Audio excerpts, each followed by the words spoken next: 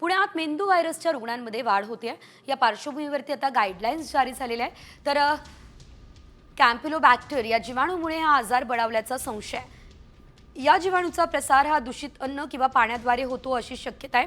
त्यामुळे अशुद्ध पाणी आणि दूषित अन्न टाळण्याच्या सूचना देण्यात आलेल्या आहेत. पाणी उकळून थंड करून प्या किंवा बाटलीबंदच पाणी वापरा. शौचास गेल्यानंतर आणि जेवणाआधी साबणाने हात स्वच्छ धुवा.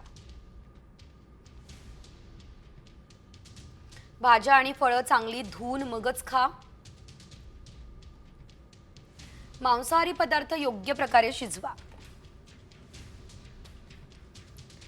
कच्चं किंवा कमी शिजलेलं अन्न विशेषतः अंडी आणि मासे खाणं टाळा.